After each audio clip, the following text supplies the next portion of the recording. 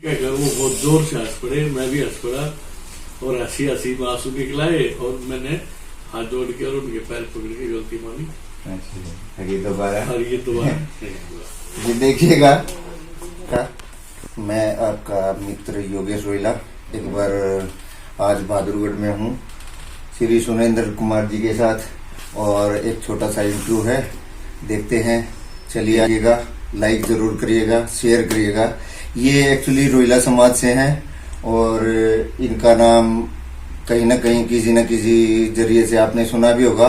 आज उनका तारुफ कराने जा रहा हूँ मैं। वैसे तो शख्सियत अच्छी हैं, कोई परिचय की मोहताज नहीं है, लेकिन फिर भी मैं बता दूं कि ये जो श्रीमान जी हैं सुरेंद्र जी, ये जिला अध्यक्ष सेना बीजेपी अटल जी की हैं और हरियाणा के प्रभारी रहे हैं और अभी हरियाणा के प्रभारी के तौर पे कामकाज देख रहे हैं। अब भी इनसे मुलाकात कराता हूँ, तारुफ कराता हूँ।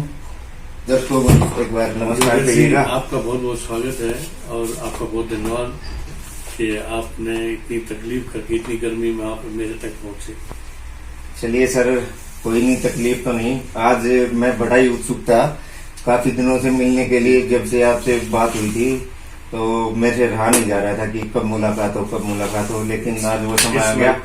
तो मैं आपसे जल्द सवाल पूछूंगा जो कि मैं ये चाहता हूँ कि ये किसी के निजी सवाल नहीं है, ना किसी और कोई भी, जैसे कि किसी भी व्यवस्था या किसी भी राजनीतिक तौर पे किसी से हमारा कोई मतलब नहीं है। एक इंट्रोडक्शन है। कृपया इन चीजों को, जो बात हो रही है, इन चीजों को दूर रखे राजनीति से। मेरी यही प्रार्थना रहेगी सभी दर्शकों से। तो सर जी, सुरेंद्र जी, आप राजनीति में कब से हैं और आपका आने का उद्देश्य क्या है? मैं पिछले 3 साल से राजनीति में हूँ। अच्छा जी, 3 साल से इस फील्ड में। मैं अपने सांसद जी राजकुमार सैनी जी अच्छा जी के साथ मैंने काम किया। हाँ जी, हाँ जी। उनकी पार्टी के साथ बढ़ चढ़ के मैंने हर डिपार्टमेंट में, हर सभा में, अपने विधानसभा में मैंने बहुत मेहनत की है और ये मेरा सौभाग्य रहा है कि लोगों से मेरी अच्छी मुलाकातें रही। अटल सेना के हरियाणा प्रभारी हैं जी। ये अटल सेना क्या काम करती है? ये क्या बीजेपी से रिलेटेड है या कुछ अलग है? थोड़ा सा रोशनी डालिएगा। बीजेपी की ही एक कंसर्न ब्रांच अटल सेना है राष्ट्रीय, और मैं हरियाणा प्रभारी का अध्यक्ष हूँ उसके अंदर। और ये मेरा सौभाग्य है कि उसके थ्रू, उसके द्वारा इस मेरे जिले की जनता का की सेवा करने का मुझे अवसर मिला है और मैं अपने तन मन धन जब भी मुझे मौका मिलता है मैं सेवा करता हूँ। मैंने डिस्ट्रिक्ट जजर के सारे स्कूलों में रोड सेफ्टी ऑर्गेनाइजेशन के मैंने सेमिनार भी किए हैं, बिना किसी इंसेंटिव, बिना किसी सैलरी। मैं खुद जाके मैं सेमिनार करता था और उसकी वजह से लोगों में, बच्चों में बड़ी जागरूकता आई। एक्सीडेंट रेशो हमारे डिस्ट्रिक्ट जजर में बहुत ज्यादा कम हो गई। मैं आपसे एक बात और जानना चाहता हूँ, आपका जन्म कहाँ हुआ, आपका बचपन कहाँ बीता और कहाँ से आपने शिक्षा ली और उत्तर शिक्षा जो कि हायर एजुकेशन है, कहाँ तक आपने एजुकेशन ली? मैं छारा गांव में मेरा जन्म हुआ। सरवण की धरती पवित्र छारा गांव माना जाती है और मैंने 10वीं छारा गांव में ही 10वीं तक मैं पढ़ा। मैंने खेती बाड़ी, मेरे पापा वहां करते थे, तो उसी में उन्हीं के साथ रहा, पढ़ा, काम किया, खेतों में भी काम किया। उसके बाद मैं रोहतक चला गया पढ़ने के लिए। रोहतक वहां से मैंने ग्रेजुएशन की। ग्रेजुएशन के लिए गए जी। कौन से कॉलेज से पढ़े सर आप? मैं वेस्ट कॉलेज से मैं पढ़ा हूँ, VTI से जी। उसके बाद मैं अपने, मेरे फादर आर्मी में भर्ती हो गए। अच्छा। और मैं उनके साथ दिल्ली चला गया। दिल्ली आ गया? हाँ। उसके बाद में भाई मेरे कुछ बड़े हुए तो मेरे कंधों पे कुछ कारोबार की जिम्मेदारी आई तो मुझे पढ़ाई छोड़नी पड़ी। पढ़ाई छोड़ दिया आपने, लेकिन कोई ऐसा इंसिडेंट आपकी निगाह में आ रहा हो जिसे आप बैठकर कई बार अकेले में सोचते हो और आपको हंसी आती हो? मुझे बड़ा, हाँ है तो बड़ा मुश्किल सवाल योगेश जी आपने किया है, लेकिन कभी मैं सोचता हूँ मैं अपना पिताजी का एक अच्छा दोस्त भी था। क्या बात है। एक बार मैं वहाँ टाइप सीखने के लिए मार्केट में जाता था, करीबन 4 किलोमीटर दूर। अच्छा तो मेरे लिए रिक्शा का प्रबंध मेरे पापा ने किया हुआ था। अच्छा तो अचानक एक दिन मैं पैदल आ रहा था, एक पनवाड़ी की दुकान मैंने देखी, तो मेरा बड़ा मन किया कि आज मैं एक सिगरेट पी के देखूं। अच्छा। मैंने एक सिगरेट ली और मैंने सिगरेट उस समय तक आप कभी स्मोक किया नहीं था? हाँ, उससे पहले मैंने स्मोक जी जी। तो बाई चांस ऐसा हुआ, खुदा की करनी थी, भगवान की करनी थी, पापा पीछे से आ गए और उन्होंने देख लिया और वो देख के और अवॉइड करके चले गए और वहाँ पे आपको कुछ नहीं बोले। अच्छा। और रास्ते में से उन्होंने सिगरेट का पैकेट खरीदा और जैसे ही मैं घर में घुसा तो पापा ने मुझे सिगरेट ऑफर की। तो मैं बड़ा आश्चर्यजनक माँ को पापा ने बता दिया था, आज तेरा बेटा सिगरेट पी रहा। अच्छा। तो मैं बड़ा आश्चर्यजनक मुझे फील हुआ। मैंने कहा पापा ये क्या है? बोले तो पिता तो है।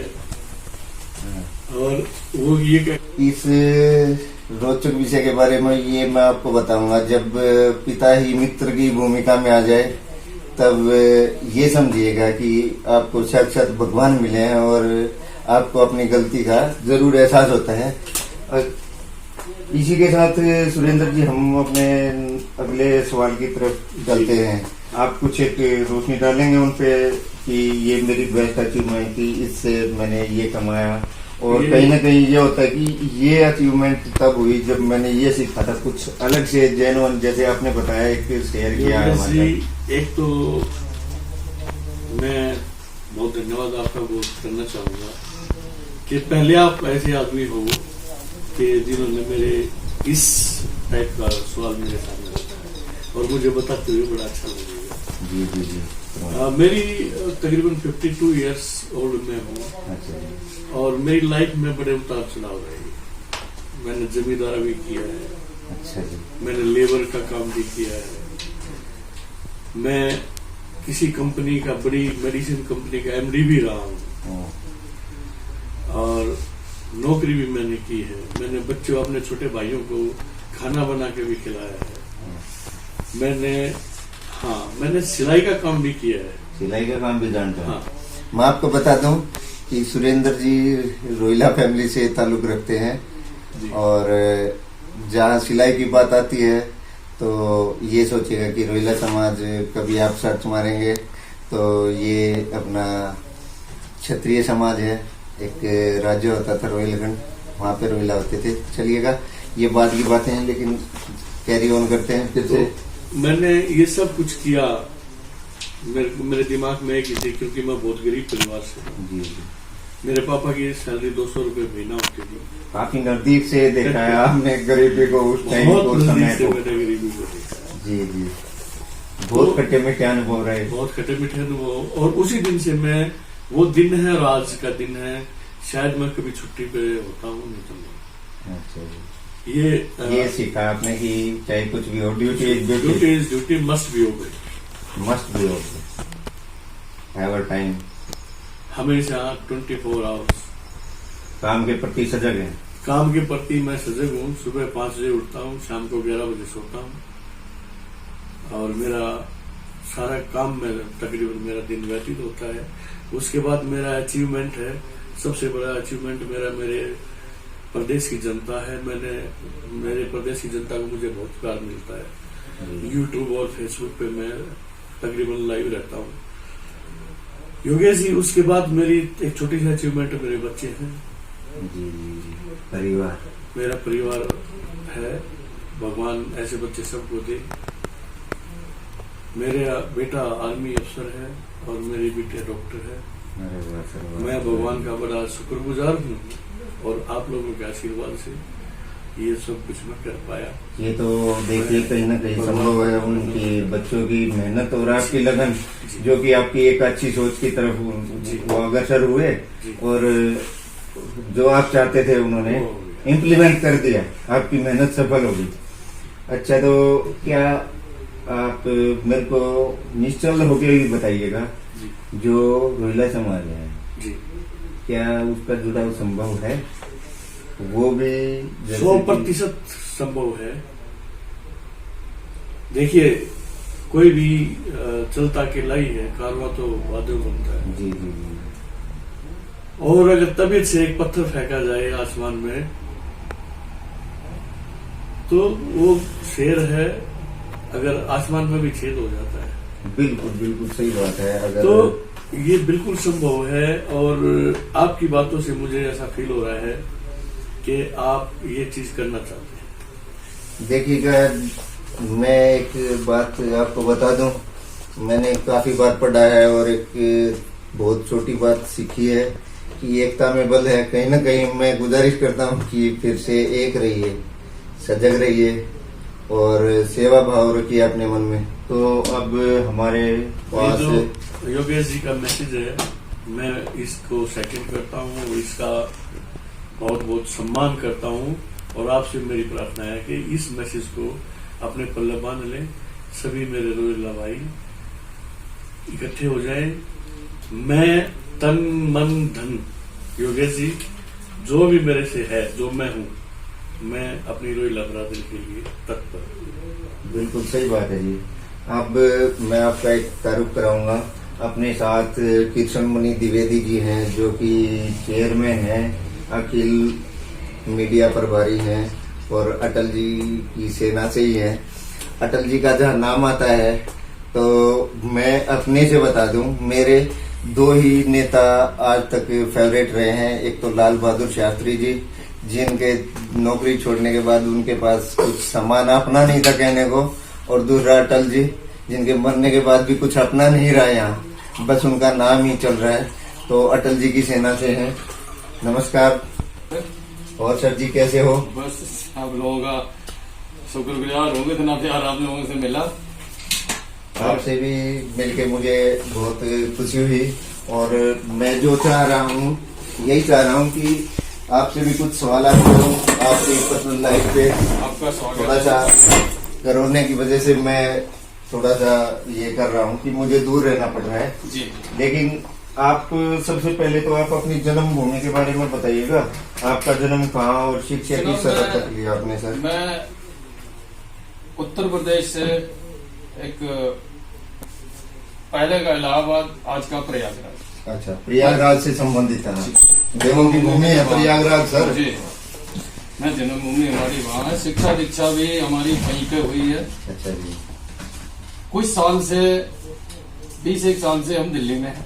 अच्छा जी। और अब इस टाइम पे दिल्ली का ही सारा कुछ दारोमदार दिल्ली। बचपन आपका दिल्ली में? नहीं जनाब, बचपन हमारा सारा बनारस और इलाहाबाद। तो लगभग हमारा बचपना और युवा वर्ग कुछ वहीं बीतता है, बाकी सब दिल्ली में। आपकी कुछ खट्टे मीठी जो जिंदगी रही, जैसे कि हमारी पूरी जिंदगी ही खट्टी मीठी है। हम बहुत ही पुअर फैमिली से बिलोंग करते थे, जिसे कहते हैं किसान, शुद्ध किसान। अच्छा जी। कितने एकड़ जमीन थी आपके घर पे, आपके पिताजी के? जनाब मेरे पास 60 एकड़ जमीन थी, मेरे पैतृक संपत्ति। 60 एकड़? जी। अच्छा। और 60 एकड़ हमारा जो गंगा जी का किनारा होता है, वो 60 एकड़ का मतलब 60-100 एकड़ भी है, और 6 एकड़ भी है, और 0 भी है। वो तो माँ गंगा के ऊपर का सारा कृपा है। कितना खाने के लिए देते मिलता है, कितना नहीं। सब देखिएगा भाई, जहाँ माँ की बात आती है ना, तो माँ का आंचल इतना बड़ा हो जाता है कभी तो, कि बच्चे को उसमें समाने के लिए ना, उस बच्चे के लिए उसका फैलाव उतना ही हो जाता है। माँ की जो ममता और प्यार हरियाणा में या हिंदुस्तान में बोला जाए, तो ये गंगा के पौत्र हैं, तो इनसे इनकी जबानी सुनते हैं। तो सर जी, तो मैं दूसरा सवाल, आपकी अचीवमेंट क्या रही है सर? अटल सेना में ही अचीवमेंट मैं आपकी पूछता हूँ सबसे पहले तो। जनाब देखिए, हमारा पूरा हिंदुस्तान अटल सेना, जी जी जी, क्योंकि पूरे हिंदुस्तान को एक नया मूवमेंट देने वाले ही अटल। ये बिल्कुल सही बात है। ये उन्होंने पूरा हिंदुस्तान उनके एक एक कार्य के लिए ऋणी है, और हमेशा जो पीढ़ियां हैं, आने वाली पीढ़ियां भी उनके एक एक कार्यों के ऋणी। उनके एक एक संवाद, उनकी एक एक कविता, जिस टाइम भी जो भी मुंह से निकलेगा किसी के कान में पड़ेगा तो वो उससे रोमांचित हो जाएगा। ऐसे थे हमारे अटल जी का व्यक्ति, जिन्हें आज हिंदुस्तान नहीं पूरा वर्ल्ड एक सबसे टॉप के जननायक के रूप में। इसमें तो मैं आपकी बात से बिल्कुल सहमत हूँ। अटल जी के नाम से तो ये सोचेगा कि एक अलग से ही मन में छवि आती है। कोई वाक्य ऐसा जिसे आपके परिजन और आपका जुड़ाव अलग से दिखा हो या आपको कभी कह दिया हो कुछ और आज भी आप उसको याद करते वो हो? वाक्य आज भी मुझे याद है कि हम अपने खेतों में हल चलाया करते थे। अच्छा जी। बैलों के लोग। अच्छा जी। और हमारे एक मित्र थे जो बॉम्बे में रहते, अच्छा जी। तो हम अपने बैल को लेकर के आ रहे थे। उस टाइम फोन की सुविधा नहीं थी, कंधे पे हल रख के आ रहे थे। और वो श्रीमान जी अपनी गाड़ी से आए थे, मेजर कार थी। उन्होंने मेरे से ही मेरे घर का पता पूछा। अच्छा। पहचान तो मैं भी रहा था, लेकिन अब उस टाइम का जो भी वस्त्राभूषण था, जैसे जिस टाइम की लोकेशन थी, तो मैंने अपने घर का लोकेशन बताया और मेरे से पहले मेरे घर पे पहुंच गया। चलिए। उनके पीछे पीछे मैं पहुंचा बैलों के साथ। तो अब उन्होंने देखा, बोले भाई वहां पे तो हम कहा जी वहां पे हम किसान थे, अब हम आके आपके कपड़े वपड़े पहन के हम आपके तो दोस्त हो गए। तो उन्होंने एक ही चीज कहा था कि यार वो जीवन मेरे नसीब में नहीं था, जो आप करके आ रहे थे वो जीवन मेरे नसीब में नहीं था। अच्छा जी। तो वहां से ना मुझे ये लगा कि चलो कम से कम हम उस हस्ती से हैं जो सबके नसीब में नहीं है। हर कोई डॉक्टर, इंजीनियर, वकील, किसी भी फील्ड में आगे जाना चाहता है, पर किसान बनने का किसी का कोई सपना नहीं। और जबकि किसान की कमाई रोटी से सारे का पेट भरता है। जी जी जी जी, बिल्कुल सही बात है ये। तो वो वाकया जब जनाब मुझे याद आता है तो मुझे अंदर से एक भूख सी निकलती है, अपनी बैड फीलिंग भी होती है। और आज मेरे बच्चे हैं, उनको एबीसीडी नहीं पता कि खेत में कस्सी कैसे मारी जाती। सही बात है, ये तो समय का भाव है जी। कभी समय आसमान पे बिठा देता है तो कभी आसमान से। और जिस टाइम से हम उत्तर प्रदेश से आगे दिल्ली में बसे हैं, तो दिल्ली की सारी चीजें अब वो है। आप दिल्ली के बासिंदे हो गए, अब यहाँ के बासिंदे हो गए। आप एक छोटा सा, ज्यादा बड़ा नहीं, छोटा सा मैं चाहूंगा कि बचपन के दोस्तों के नाम जिनको आप याद करते हैं और जिनके साथ ऐसा है कि आज भी मिलने के लिए बेकरार है, उनके पास मैसेज जाए या फोन से जाए, तो आप कि ये वीडियो कहीं ना कहीं मैं चाहूंगा कि उनको मिले और आप शेयर करें कि उनके लिए आपकी कौन कौन है। जनाब जी हमारे ज्यादा तो नहीं, लेकिन हमारे दो मित्र आज भी मुझे बहुत याद आते हैं और वो हमारे बिल्कुल दो हाथों के बराबर थे। एक तो है सुरेश शुक्ला, जिनका उपनाम ब्रिगेडियर था, और दूसरा एक मुश्ताक अहमद। अच्छा जी। ये हमारे दो मित्र अभी आज भी हैं। मुश्ताक अहमद का अपना कारखाना वगैरह बॉम्बे भिवंडी कहीं भी अपना लगाए हैं, बड़े आदमी हो गए हैं। अच्छा। लेकिन आत्मीयता भी फोन पे ही होती है बातचीत, मुलाकात कभी साल 2 साल में हो गई तो। और हमारे जो ब्रिगेडियर साहब हैं वो भी रिटायर के करीब हैं, उनसे भी कभी फोन से बात होती है। देखिएगा, भाई साहब ने बताया कि मुश्ताक साहब इनके दोस्त रहे हैं। जब मेरे मन में ये सुना है तब एक ही बात आ रही है, मैं क्वेश्चन नहीं पुट करूंगा क्योंकि ये कहीं ना कहीं राजनीतिक खेल ना हो जाए। देखिएगा, हिंदू और मुसलमान सारे मिलकर रह रहे हैं। मेरी आप लोगों से गुजारिश है कि कभी भी इनके बीच में टकराव ना करिएगा, ना कोई बात करिएगा जिससे है ना लोगों का आघात हो।